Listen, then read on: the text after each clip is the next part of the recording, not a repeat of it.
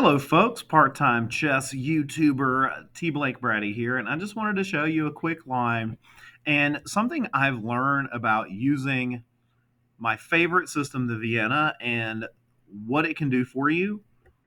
This is a game where I almost always open with e4. I am trying to learn some e4 stuff, but it's mostly e4. Bring out my knight, um, c3, just kind of matching it. This is just all book stuff so far. Don't see that move very often, but I do see it sometimes. So I just continue my development. The continue development. I bring my pawn out, my f pawn to f4, so that I can tuck the knight in there, right there, and just moving.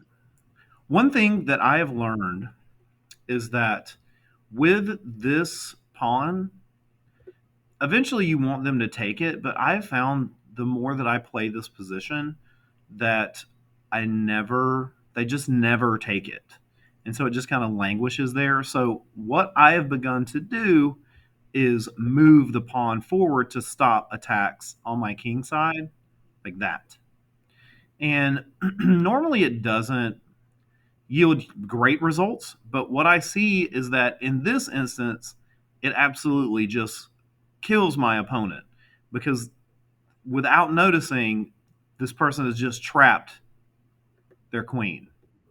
Because if you notice, you probably already do, what they have right here is a queen that is entirely vulnerable to a pin.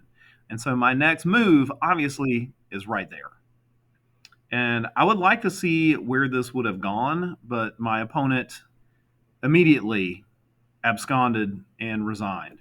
So using this pawn to sort of fend off king side attacks and lock up the center is a pretty good strategy. And I'm glad that I've started using that methodology. So I hope you like that. Maybe you can use it in your own games. And if you like what you saw, don't forget to subscribe. I do occasional chess videos, but mostly I talk about books and reading. So thanks for watching, and we'll see you next time. Bye-bye.